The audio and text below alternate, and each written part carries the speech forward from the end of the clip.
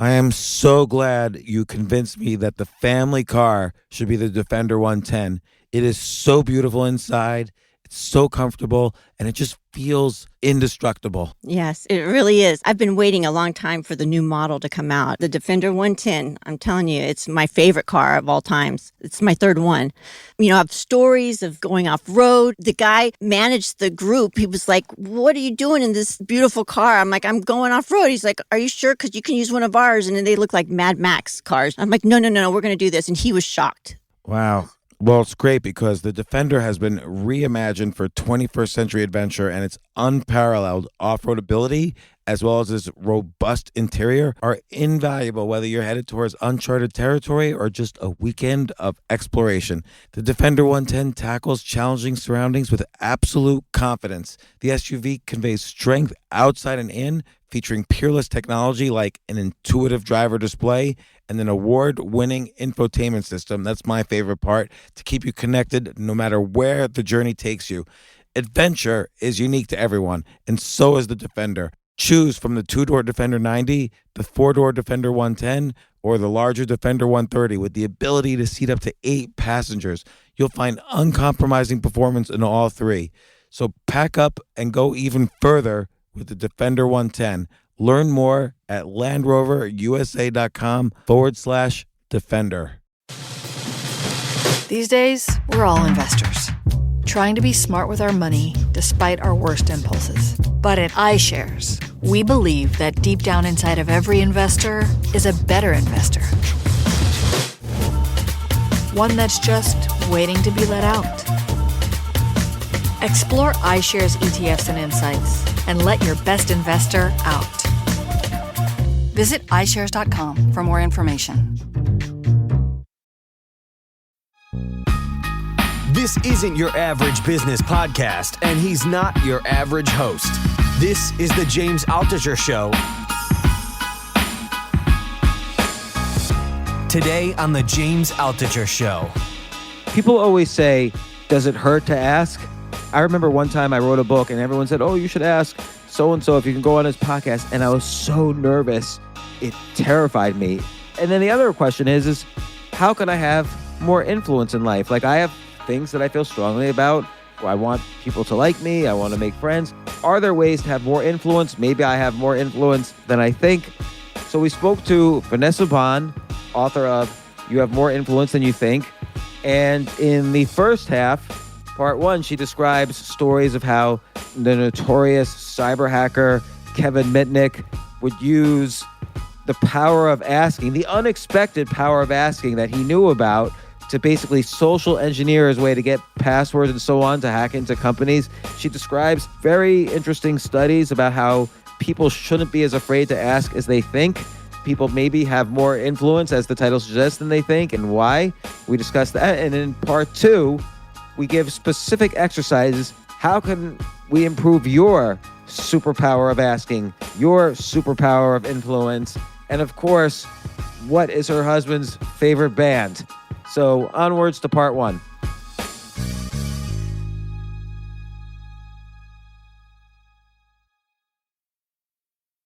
So Jay, I was not thrown out of undergrad. What happened was I wanted to graduate in 3 years to save money, so I didn't have to pay for a fourth year because college is expensive.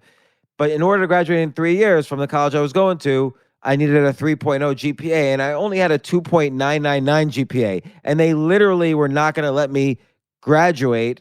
So I went to a professor where that semester I was getting a D plus, I was getting a D minus in Fortran programming, and I had no reason. I couldn't say, oh, I deserve a better grade. I just simply said, I need a D plus, otherwise I can't graduate. And he said, okay. And he gave me a D plus instead of a D minus for no reason. Like, I was a bad student and he gave me a D plus instead of a D minus. And so Vanessa Bohns, who wrote You Have More Influence Than You Think, is joining us today. Vanessa, explain why he just so easily said yes to me on a ridiculous request where I had no reason. I didn't say, oh, I deserve a D plus because at least I tried hard. I didn't try hard at all. I barely went to class. I didn't submit homework. I failed every test. I deserved a D minus. Why did he just say yes so easily to me? Yeah, I love that story. I mean, in my research, right, we look at people who ask for requests and we don't give them rationales to ask, and they go up to people and they make these requests. And people just agree, as you said, for no good reason, because it's really hard to say no.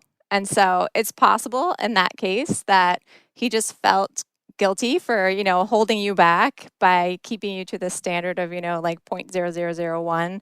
And so he just bumped you up. But I'd say that in a lot of other instances, you could probably ask for a lot more than that 0.00001 with very little rationale and be surprised at the things people will agree to. Like what? So in our studies, as I said, we have people come into the lab and then we send them out into the world and they ask people for things. And we give them a super basic script. Usually there's not much of a rationale. So for example, we started really small where we had them go out into campus and just say, will you fill out a survey? And they went up to people and said, will you fill out a questionnaire? And before they went out, they guessed how many people they would have to ask before 5 would agree. They went out and actually did this and kept track of how many people they would have to ask. And we looked at what they predicted and what actually happened. And what we saw is that they thought they would have to ask about 20 people to get 5 people to agree, but they actually had to ask only 10 to get 5 to agree. So basically, they overestimated the number of people who would say no to them by twice as much. So it's interesting because on the one hand, and you talk about this in your book, on the one hand, we're all afraid to say no. And actually, I've even written a book called The Power of No. I know. And because I'm afraid to say no, and I had to learn how to say no to just carve out more time in my life. But on the other hand, we're all afraid to ask for things. So I've done an experiment for myself where I'll go to a Starbucks and order a coffee. And then when they ring me up, I'll say, can I have 10% off without giving any rationale, just to overcome this fear of asking for things. And you refer to something called rejection therapy in your book, and we'll talk about that later. But what's the story here? There's this kind of almost dichotomy, like we're afraid to say no, but we're afraid to ask, even though we know that the people we're asking are also afraid to say no. Exactly. So when we're in the position of asking, we have so many anxieties around asking and being rejected. And we're so focused on that self-consciousness, those anxieties, that we are really bad at understanding how the person in the other position feels as well. And actually, that person also has a lot of anxieties. And one of them is that it's really hard to say no, like you said. We don't like to say no to people. It makes us feel really guilty. It's really awkward. You have to come up with the words to reject someone. You feel sort of like you're rejecting them as a person or what they're asking for. And so there's this whole host of anxieties that goes into being asked for something that we forget about when we're the ones doing asking because we're so focused on our own anxieties. And so we think people will say no to us more easily than they do. I would think, though, it would be easier to say no than to ask. And the reason is, if someone says no to you, then you're rejected. So, like, looking at it from an evolutionary perspective, if you're rejected by your tribe, you could be risking your life. Your tribe could push you out and you could be eaten by wolves or whatever.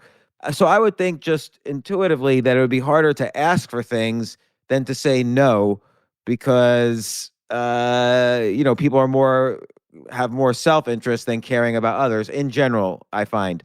I don't know if research supports that or not. So I would think it would be easier to say no than to ask, but that doesn't seem to be the case. I actually think that that's sort of an interesting expectation that a lot of us have, that we think being rejected is really painful and that's a terrible thing. And we forget that doing the rejecting is also really painful. And even for the same reasons, right? So you said that, being rejected means you're potentially removed from your tribe, but rejecting someone can also push you away from that tribe, right? You're basically saying, no, go away. I don't want to help you. I'm not participating in this sort of community where we help each other out and exchange goods. Right. So you're not, like, the tribe likes people who are cooperative, so you can work together for a common cause, like defeating the wolves and getting food and someone. So if you're not cooperative and you're known as that, you could also get pushed out of the tribe. So what do you like? How far does it go? Like, can people just go to their boss and ask for a 20% raise? Like, how far do you think the asking could go, where people are nervous about asking? Yeah, so we have tried to push it, to its limits as much as possible. So the survey was a pretty simple way to start, but we've kind of upped the ante over the years. And so we've done things like have people go out and ask people to borrow their cell phone to make a phone call. We find the same effects. We think that we're going to have to ask many more people before 3 people in that case will agree than we actually have to do. We've had people ask for large surveys. We've had people ask for charitable donations who are participating in a sponsored race. And then actually in my personal favorite study, we were like, how far can we really push this? Is it all about, asking for favors, or could you ask for other things? And we had our participants go into libraries and we gave them mocked up library books. They weren't real library books, but they looked like real library books. And they went up to people and they asked them to vandalize the library books. They would say, I'm playing a prank on my friend. Will you just write the word pickle in pen on this library book? Hand them the library book, hand them the pen. And again, they would guess how many people they would have to ask before 3 would agree. Then they went out and actually asked people. And we found that people really protested. They were like, this doesn't seem right. I don't really want to do this. We're going to get in trouble. But they still agreed to do this, again, because it was hard to do the thing, but it was harder to say no to doing that thing. What percentage would agree? So in that case, it was something like 60%. So it was more than half of the people actually agreed. So it's similar to like the Milgram shock experiment, which we don't have to go over here ever, but basically, and you've referred to it in your book, the psychologist asked people to shock other people, and he was trying to see how far people would go, and people went pretty far, like shocking people almost to death. Now it was a fake shock, and the victims were part of the experiment, and the whole experiment was to see how far people would go.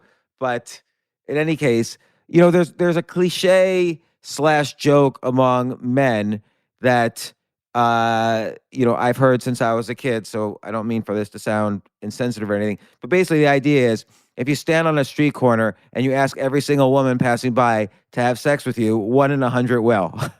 And it's kind of part of this idea that you would think 0 would, but the idea is if you ask enough, don't be afraid to ask, because fairly quickly you could get what you want. And so that's kind of the idea here. And you talk about some extremes in asking, like knowing that people are far more likely to say yes than to say no. Some people have used this for nefarious uses, like in my example. And you describe the story of Kevin Mitnick, who was a famous hacker. Like he would hack into big companies or government institutions or whatever, and he went to jail for 5 years for computer hacking. But he wouldn't like hack in the sense that he knew like how to break into all the computer codes and all that. He would use what's called social engineering. He would, and maybe you could describe what that is and some of the techniques he used in social engineering. Yeah, so I love Kevin Mitnick's story, and he's kind of turned into a good guy, right, who advises companies now on how to avoid the things he was able to do. But he wrote this book, Ghost in the Wires, and he talks about when he hacked into Motorola.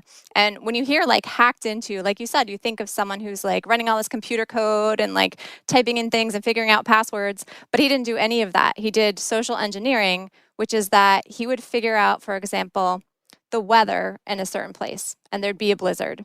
And so he'd say, he'd call into a particular department and say, hey, I'm working from home in the snow. Like he didn't work at this place, right? But he would make up some excuse. And he would say, I really need my password to be able to work from home. And I know it's in the other room. And, could you just run and get it? I know so-and-so. And he would like drop a name of somebody.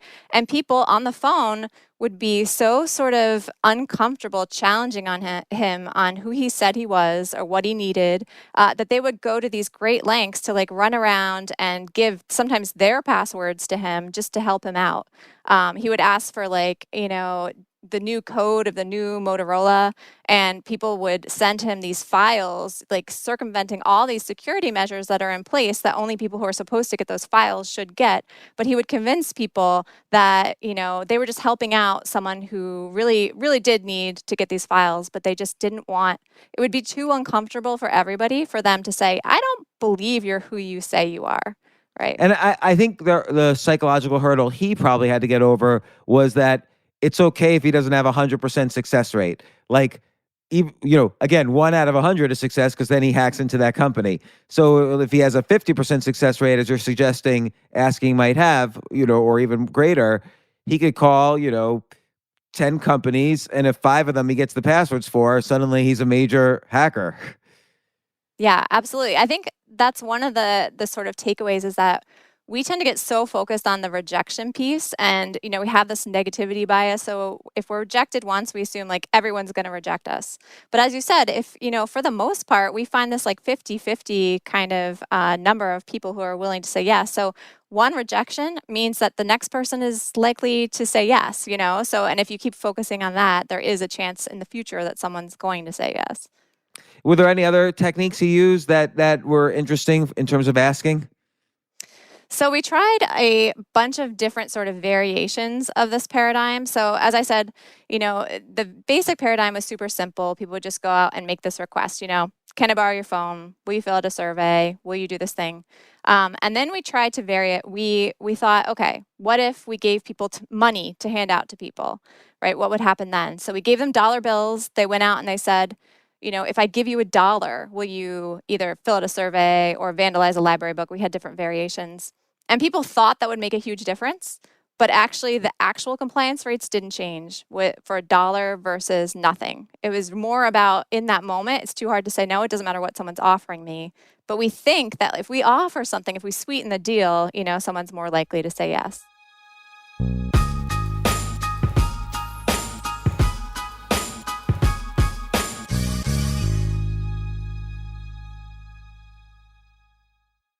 Oh my gosh, I love these clothes. Mizzen and Main. That's Mizzen and Main. It really is the most comfortable work clothes.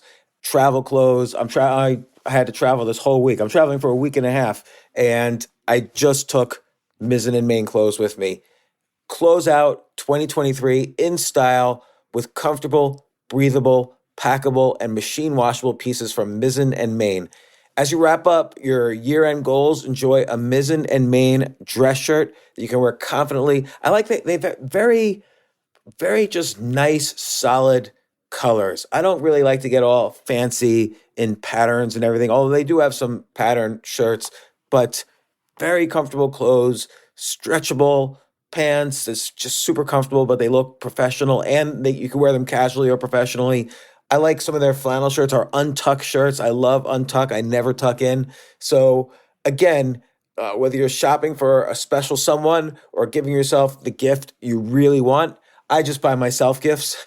Mizzen and Main is the perfect gift for any guy who works, travels, and or cares about looking and feeling great. As you could tell by my many photos across the internet, I care about looking fantastic. I'm practically a model. And let's be honest, every guy loves to look great. So again, shop now at mizzenandmain.com and save 20% when you spend $130 or more using promo code James. That's promo code James at Mizzen and Main, Mizzen and Main.com.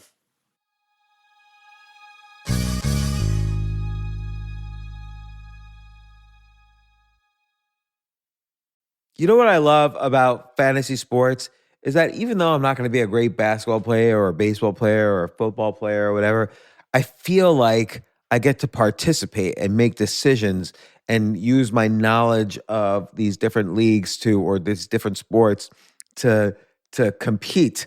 So it's like I can pick my team or I can pick my favorite players, and I could use my knowledge to make predictions and maybe even make money.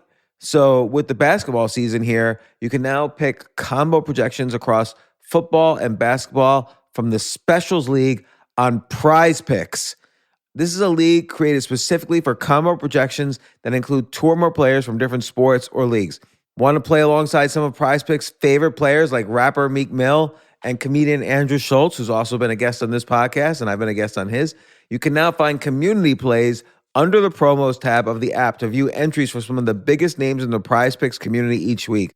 Look, Prize Picks even offers a reboot policy so that your entries stay in play even if one of your players gets injured. For football and basketball games, if you have a player who exits the game in the first half and does not return in the second, that player is rebooted. Prize Picks is the only daily fantasy sports platform with an injury insurance policy. What? So, I love playing it. I love anywhere where I can use analytical ability with my interests to demonstrate some skill and maybe make some money, and I like the game-like aspect. I do wish they had chess as a category on prizepicks.com, but I'll settle for what they've got. Maybe I should make my own fantasy chess league. But in any case, I love Prize Picks. Go to prizepicks.com/James. Use code James for a first deposit match up to $100. That's the easiest $100 you're ever going to make. So that's prizepicks.com/James and use code James. Daily fantasy sports made easy.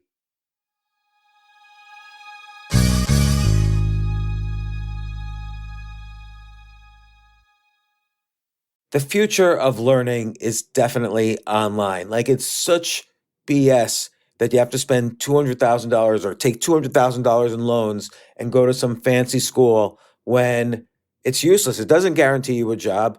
Most employers, including me, do not care about degrees or grades or anything like that. We want to care that you love what you're doing, that you know what you're doing, in some cases that you have experience or that you're willing to learn. But people in general love learning and are curious. Like, the key to success is curiosity. And I think masterclass.com is the perfect model for online learning. I'm really happy they're sponsoring this episode. If you're going to give a gift, give the gift of learning. Masterclass makes a meaningful gift this season for you and anyone on your list, because both of you can learn from the best to become your best, from leadership to effective communication to cooking. Let me tell you some of the classes I've taken. I've taken comedy from Steve Martin. I mean, can you believe I can take a class from Steve Martin on comedy, or Judd Apatow, my favorite comedy director? I could take an actual class from him on writing. Wolfgang Puck on cooking. Dan Brown on writing, or Judy Bloom, who's been on this podcast, on writing. By the way, Wolfgang Puck also has been on this podcast. It's such a pleasure. I try to take classes all the time from masterclass.com. And whether you're watching Masterclass on TV or listening in audio mode in the app or on their site, the quality speaks for itself. It's like these Masterclass instructors are your own personal mentors that are going to help you reach the next level. How much would it cost to take one-on-one classes on comedy from Steve Martin or on chess from Gary Kasparov? You just wouldn't be able to do it. But it would cost hundreds of thousands of dollars. With a Masterclass annual membership, it's $10 a month. Memberships start at $120 a year for unlimited access to one-on-one classes with all 180 plus Masterclass instructors. So it's not just $120 for one instructor. You get all 180 plus Masterclass instructors. Boost your confidence and find practical takeaways you can apply to your life and at work. And if you own a business or are a team leader, use Masterclass to empower and create future-ready employees and leaders. That's the real education in today's world. So this holiday season, you can give one annual membership and get one free at masterclass.com/JAS. JAS, of course, stands for the James Altucher Show. So right now you can get two memberships for the price of one at masterclass.com/JAS. Masterclass.com/JAS. Offer terms apply.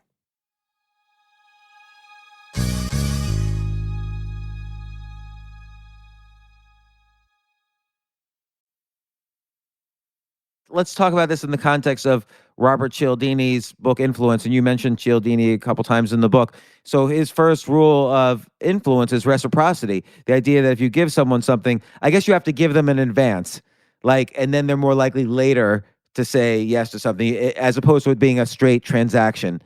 But Robert Cialdini, in his introduction to his book Influence, talks about something that's essentially placebo information. So when you again refer to this in your book, like if someone's on the copy machine and I say, "Hey, can I use the copy machine?"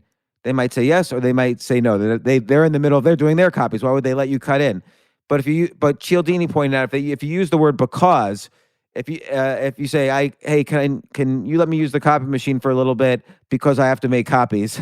Even if it's something ridiculous on the other side of the because, they're more likely to say yes. Did you find that to be true about because, or does because not matter? So we didn't test that exactly, but I'll tell you the thing that I find most interesting about that study. So Cialdini, as you said, he calls it the click whir response, where it's just like you start, you hear something and you automatically process it and you just respond mindlessly. Click whir, I just implement the script. Someone's asking me with a reason to cut in front of me, and so I just say yes mindlessly.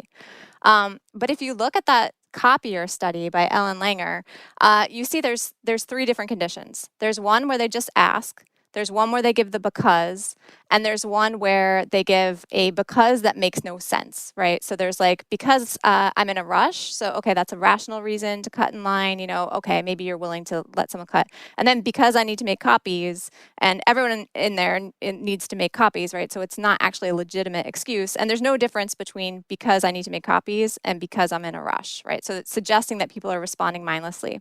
And in both those conditions, people say yes at over 90%, right? So the vast So the because majority makes of people, no difference. those are 2 different becauses. So it's 2 Okay. different, like there's a script that has a because, but there's a third condition where there's no because, and it makes a difference, right? So it's less effective than the because, but it's still incredibly effective. It's like more than 70% of people still say yes in that condition. And I think that gets lost sort of in translation when we talk about that study, that even with no because, people are so overwhelmingly sort of inclined to agree when we ask them for something. So this is all very interesting. So this part of the book, the summary is essentially that you should, particularly if you've mapped out the consequences of asking, and I can get to that in a second. What does it mean to have consequences of asking something? Let's say there's no consequences to asking. People should, in general, ask more for what they want than be bogged down in the anxieties. Like for you personally, what's like, given that you had this knowledge, after you got this knowledge through research or whatever, how have you made use of it? Like, what have you asked for that previously you might have been nervous about asking for? I mean, so many kind of little things. I like to tell a story about like when I was pregnant, and there's the whole like, I'd like to sit down on the train, but everyone's involved in their own thing and they're looking at their phones, and like the only way that people are actually going to stand up and let you sit down is if you go up and ask. And after having done this research, I felt really comfortable just going up to people and being like, hey, do you mind if I sit down, right? And just knowing, even if I didn't use, and this gets to the consequences, even if I didn't sort of use that tactic and actually ask, I knew I could if I needed to. And research actually shows that knowing that you could get help if you needed it is just as helpful for sort of your self-esteem and your mental well-being as actually getting the help. Right. This is like a superpower. Like this is like, is, as your book says, you have more influence than you think. And you also mentioned in the book that people on average think they have less influence than they think, as opposed to many studies which show people usually have overconfidence. Like, 9 out of 10 people think they're an above average driver, which is impossible. Or let's just say above median driver, because people get sticklers about that. But people are underconfident in terms of their social behavior, their ability to ask for things, the fact that everybody thinks everyone's looking at them on the dance floor, stuff like that. But okay, what else? What else have you seen people, given that they have knowledge of this superpower that they have, or that you have knowledge of this superpower that you have, what are some other things that people have done after learning the power of asking? So, I definitely think it's useful in situations where there are inequities in asking that can lead to sort of broader sort of societal inequities. So here's 2 examples. So one is that women are less likely to ask for raises, as you mentioned, the asking for a raise, than men tend to be on average. And there's been arguments that can lead to a gender wage gap. And then there's other research showing that kids from lower income backgrounds are less likely to ask their teachers for help than kids from higher income backgrounds who feel more entitled to ask for help. So it seems like if mentally you place yourself on a hierarchy where you're below the person you're asking, then you're more afraid to ask, and hence you won't get what you want. But if you can acknowledge that and say to yourself, well, like let's say asking the boss for a raise. If you say, well, I work harder than my boss, so I'm on a hierarchy of working hard, I'm higher than my boss, then that might give you the confidence to ask for the raise. It's all in the cases you described, it seems hierarchical a little bit. Regardless of whether or not that's been researched or studied, what do you think of that approach in terms of getting yourself the esteem to ask? Yeah, I definitely think that's a good point, that those are more hierarchical. And one of the things I think we often forget is that bosses and people in positions of power are people too. And they also care about how they look to other people. They also have emotions like guilt, and they also feel bad saying no. And I think we tend to forget that when we're in the position of being in less power than somebody else. And so I think keeping that in mind is really useful. Yeah, and again, if you can establish some way in which you actually have power over the other person, or not power, but hierarchy or status over the person, it might be easier to say yes. And the other thing is understanding what kind of boss someone is. Like, yes, everybody's afraid to ask their boss for a raise, but let's say I'm the boss, and I've been a manager of people since around 1994, and I think I'm a pretty good motivator. Like, there's lots of different skills of leadership and management. And one is, can you motivate people? The other is, can you communicate a vision? The other is, can you effectively execute on ideas more efficiently than other managers and leaders? But the other is kind of managing the psychology and emotions of your employees. So in general, they feel optimistic and good about you and so on. And when people ask me for a raise, I can't say no. This is where I can't say no. So everyone don't, Jay, the engineer who's on this podcast, don't listen to this part. So I basically just say yes all the time to stuff like that. I can't say no. Or I basically shut down and stop communicating with the person forever. Yeah. Yeah, I love Jay's getting a lot of tips. We also talked before about he was going to ask a bunch of girls out now, knowing that it's harder for them to say no. It's true. I mean, when I was just as a little side story, when I was in high school, the very first girl I asked out, I had a paper route and she had the paper route next to my paper route. And so we would always meet at the end. And I asked her to a movie and she said yes, but that's because she was afraid to say no. So the next day she had her brother come up to me and say, listen, she says no. And I actually left school that day. I was so upset. But, that's kind of similar to what you said. Like, people are more likely to say no over email because there's this distance, as opposed to being right there where everything is being confronted right there. Yeah, absolutely. It's so much harder to say no to someone who's standing right in front of you than an email in your inbox that is not immediate, right? You can take your time and think about what you're going to say in response, and you're not actually saying no to someone's face. And then even worse, right now we have the world of ghosting where you don't even have to respond, but people avoid saying no altogether by just like not responding to someone to break up with them or show them that they're not interested. Right. Yeah. I'm a ghoster. I mean, I'm married now, but I was a ghoster. I'm bad. But you know, there's a very interesting story in the book, which I think should be an exercise for everyone listening to this, which will help with increasing your superpower of asking if you do this. And I've done this sort of exercise, and it really helped me quite a bit. But you told the story of this guy, Jason Comley, I think, if I remember correctly, his name is, where he was he was depressed. He had just been broken up with. He was depressed, and he needed to get more confident about asking. So he decided every day he was going to get rejected. And actually, this had a very interesting outcome, this story. But why don't you tell that story? Yeah, I love this. Actually, I found out about this thing called rejection therapy when I was running one of my studies, when I was basically sending my participants out to ask other people for random things like vandalizing a library book. And I got an email from a participant who was like, can we talk? And I thought he was going to be upset because I was unethically like getting people to vandalize library books or something, which a couple people I had to tell them that they were not real library books. But instead he was like, oh, this reminds me so much of rejection therapy. Are you testing it? And I learned what it was. And as you said, this guy, Jason Comley, was, he had been broken up with. He was really depressed. He wanted to get over rejection. And he came up with essentially a card game where he came up with a bunch of random things that he could ask people. And every day he had to ask people a random thing that actually got him rejected. So he would just come to terms with rejection. And they were things. So I'm sorry. So he would shuffle the deck every day, pick a card, and it would say, ask someone for $10, or ask someone for their cell phone, or ask someone. What were some of the things that he would ask people?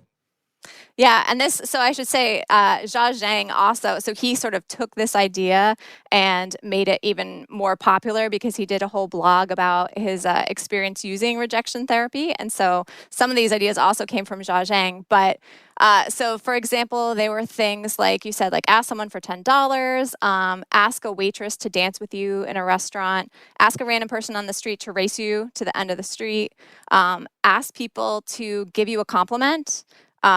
Go to a store and ask if you can make an announcement over the speaker. And there are just so many sort of funny examples of, first of all, these things working, right? Like you think, that's crazy. This is how I'm going to get rejected. But actually, people say yes. And so you kind of learn that rejection is less likely than you think. But also people feeling bad when they say no. So like Jia Zhang, when he details on his blog doing this speakerphone thing. So, do an announcement over the speaker at a store. The manager at the store felt so bad saying no that he was like, why don't you go to the restaurant and get some food on the house, right? So like kind of making up for that rejection, which made it sting a little bit less. Wow. So do you think there's something in your personality that will get like obviously this rejection therapy worked for Xiao Zhang and Jason Comley and maybe many other people, but are there some people who get rejected more than others, or is it kind of just across the board? Sometimes you get rejected, sometimes you don't. And by the way, the real consequence of this exercise for everybody listening is to get comfortable with rejection and learn not to take it so personally, so that you could start to build your superpower of asking a bit more. Like you want to actually get rejected in this. You don't want to necessarily have everything be people say yes to everything. So that the point is to get rejected. But do you find that there is a type of person or a technique that gets someone less rejected than others? So there's definitely sort of small differences. So people ask me a lot about like, oh, do attractive people get rejected less than unattractive people? People of different races, men versus women, and people come up with a lot of ideas. What you're wearing, and there's definitely previous research on some of those things. People are more influential when they're like dressed in formal wear, or they match the clothes that you have because you're more similar. That's like a Cialdini liking type of principle. If more attractive people are a little bit more influential, but all those differences are actually pretty small. What about race? Like if a black person is asking a white person for something, as opposed to a white person asking a black person, or a white person asking a white person. Yeah, so this is a huge unanswered question that I think is super important to be able to answer. So unfortunately, psychology has not done a good job of sort of looking at how race moderates a lot of our findings. And this is one of those cases where we don't have a really good answer to that. I mean, it's a complicated answer, but you can look at data from economics. Like you could say who gets rejected for a mortgage. Yes. So you ask for a mortgage, or who gets rejected at job, and Freakonomics has done some work on this, where depending on your name on the resume, who gets rejected for jobs more, and there does seem to be. It's hard to say whether something is systemic or not. Like a black person might be asking for a mortgage at a black bank, and a white person might be asking for a mortgage at a white bank, and it turns out that banks located in urban areas are in fact more likely to say no, but for completely different reasons than you would expect. So, but there's some studies on this, but I don't know what you get. They're not necessarily psychological studies; they're more like economic studies.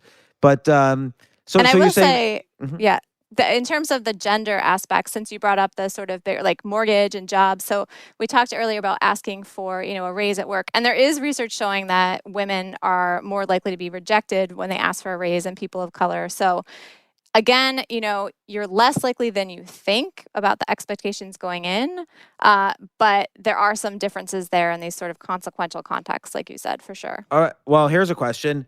Women are probably also less confident about asking for a raise. So does your confidence determine does your level of confidence determine your level of acceptance of the ask?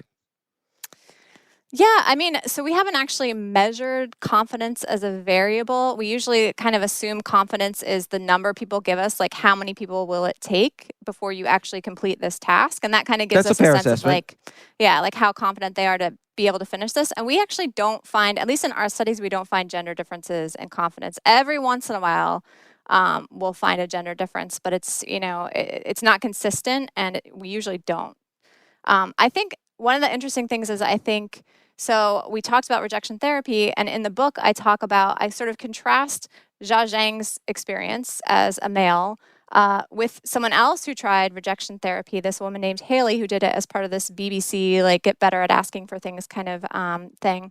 And the interesting thing is they both had similar experiences. And again, these are two anecdotes, right? So we don't know in terms of the research if it would replicate. But they both find out that people find it harder to say no to them than they realize or than they expect. And so they both realize they can get things more easily by asking. But Jia Zhang kind of ends, he's got this TED Talk where he ends it with like, just ask for things, ask for whatever you need. It's sort of the key to getting things in life. And Haley sort of ends her podcast reflecting on how hard it was for people to say no, and that you kind of have to read that and maybe not push so hard. And I think there's sort of a different takeaway there potentially that could be gendered, where it's like, oh, wow, I can get what I need, or wow, I don't want to put pressure on people. I have to imagine that attractiveness plays a big factor as well. So for instance, if you're online and you're a man and an attractive woman says, "Hey, can I cut in front of you?" A man is probably more likely to say yes to that than if, a man asks, "Hey, can I cut in front of you?" Yeah. So I don't have data on this, but here's my counterpoint to that is that I think that's true, and it might be more enthusiastic, right? That like, oh, yeah, of course. But I think it is really hard to say no or tell someone they can't cut in line, even if they're really unattractive. It's still just a really awkward situation. And I think that the difference in attractiveness is probably smaller than we think it is.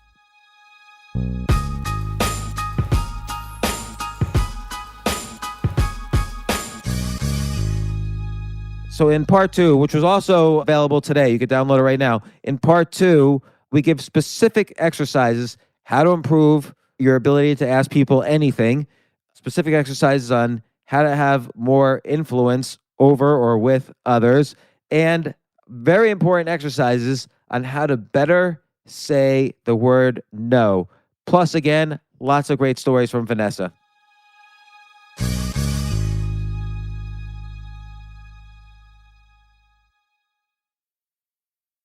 Taking a tour of where your finances can go? Good plan. See how Northwestern Mutual's approach to financial planning is designed for your goals.